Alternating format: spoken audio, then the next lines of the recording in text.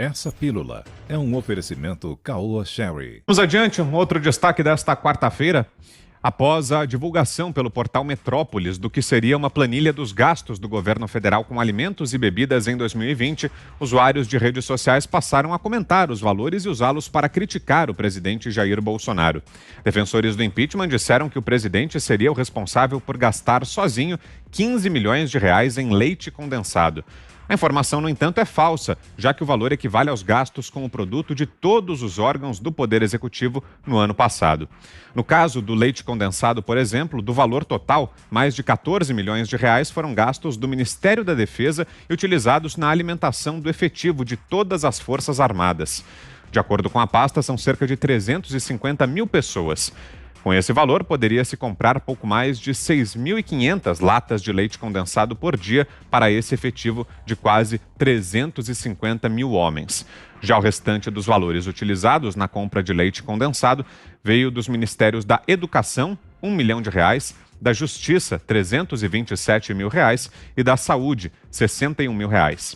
Vale lembrar que em locais distantes e pouco acessíveis não é viável o transporte e o armazenamento de leite fresco, que estraga rapidamente. O leite condensado, então, serve como um substituto ao laticínio porque o açúcar conserva bem o produto mesmo após aberto. Há também uma informação que não foi mencionada no texto da reportagem do Metrópolis. Foi gasto R$1 milhão a mais com leite em pó em comparação com o condensado, além de quase 10 milhões com leite de coco e mais de R$1 milhão com leite de soja. Em contrapartida, nenhum real com leite de caixa ou de saco. Em missões militares na selva ou em atendimento a tribos indígenas isoladas da cidade, o leite condensado e em pó são a alternativa mais viável para evitar o desperdício. Conforme dissemos, outra parte significativa do leite condensado foi comprada pelo Ministério da Educação, responsável por universidades e institutos federais, hospitais universitários, além de vários órgãos subordinados com distribuição de refeições. Há também outro produto que ganhou destaque pela imprensa: os chicletes. Uma parte das gomas de mascar compradas pelo governo também é requisição do Ministério da Defesa. O produto compõe um kit básico distribuído nas missões militares e tem duas finalidades principais. A primeira, odontológica. Chicletes sem açúcar e com composição especial ajudam na higiene bucal das tropas quando a escovação torna-se menos acessível. O outro motivo é o de que a goma de mascar diminui o incômodo da pressão nos ouvidos durante voos. Ressalta-se aqui que os aviões militares não são como os aviões usados nas viagens domésticas e internacionais. A pressão costuma ser muito maior. Não é a primeira vez que a compra de chicletes pelo governo é questionada. Em 2007, no governo Lula, o Ministério Público Militar questionou a licitação do Comando Militar do Leste, que incluía R$3,5 milhões para comprar o produto. À época, o comando explicou a importância da goma de mascar para a higiene bucal dos militares e o fato foi esclarecido. Também há informações de que outra parte dos chicletes foram comprados pelo Ministério da Saúde. Tratam-se de gomas de mascar de nicotina, distribuídas pelo SUS em campanhas de combate ao tabagismo. José Maria Trindade. Pois é, a gente aprende noções básicas na faculdade de jornalismo, né? De valorizar, respondendo a perguntas básicas, 5 perguntas: o que, como, quem, onde e por quê. Neste caso aí, o jornalismo aplicado, né, foi o que? De uma maneira muito ampla e equivocada, que deveria ser por quê? Por quê de cada coisa que você está explicando aí. Isso foi motivo de muita piada, muita provocação e tal na internet, porque é realmente engraçado. Se você pega assim, goma de mascar, gastou tanto, o leite condensado, gastou alfafa, mas tem que saber o porquê de cada coisa. É assim que se faz o jornalismo, é assim que se deve informar. É mentira? Não, o governo gastou realmente isso. E as despesas até aumentaram com relação ao ano passado, porque tudo aumentou. Agora, uma coisa eu queria dizer, a democracia tem um preço, mas só que a democracia no Brasil está cara demais.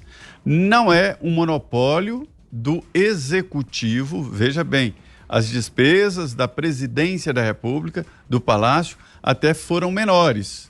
Em alguns casos ali aumentaram os cartões corporativos, porque na pandemia o presidente deslocou aeronaves para buscar no exterior insumos hospitalares e precisa pagar o combustível à vista, no cartão, e precisa pagar o hotel, precisa pagar comida para os tripulantes, para os funcionários que vão buscar os insumos hospitalares. Mas veja bem, os poderes estão caros demais. O Congresso Nacional gasta 11 bilhões de reais por ano. 11 bilhões. Uma cidade de 500 mil habitantes tem um orçamento por volta de 900 milhões. Não chega a 1 bilhão de reais. Então, o Congresso vale 11 cidades de 500 mil habitantes. Isto é muito. Além do Congresso, tem o Supremo, tem os tribunais superiores, uma cidade, aqui uma cidade do judiciário, palácios e palácios, né? O custo do poder é realmente muito alto, porque tudo é muito exagerado. O Supremo queria comprar lagostas, vinhos especiais que tivessem pelo menos 3 vitórias em competições internacionais e assim por diante.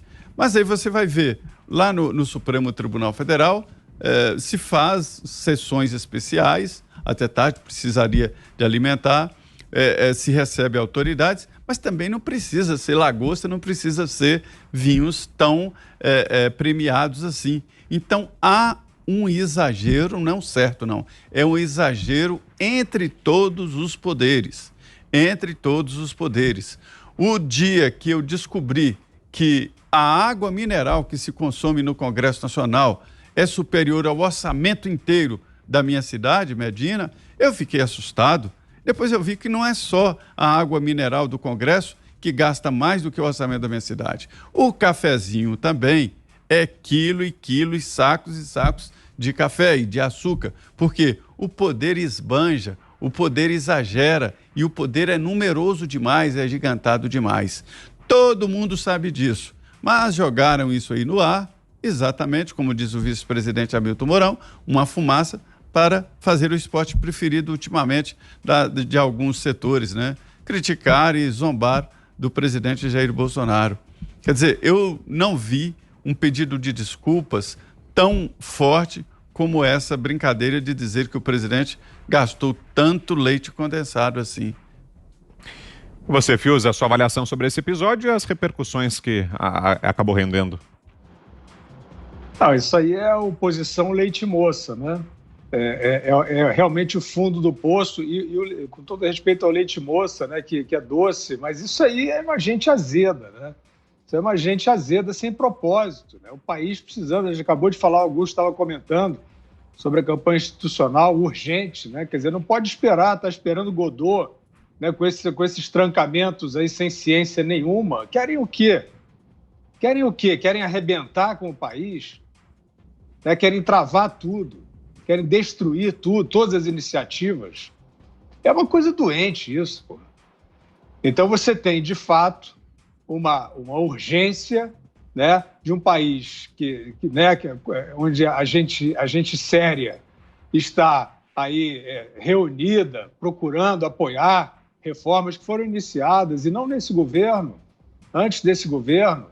E tem esses parasitas aí que são fantasiados de formadores de opinião, muitas vezes, né, de líderes, de políticos, numa euforia por causa do leite condensado, né, param a vida para fazer poemas com leite condensado, achando que isso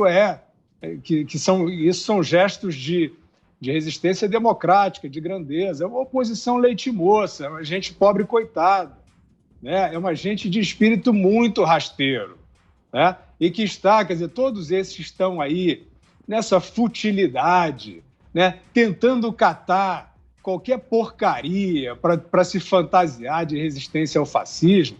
Esses realmente são aqueles que o país precisa deplorar, né? Porque, de fato, o legado que está se gestando é muito preocupante, né? Não obstante aí as tentativas construtivas, né?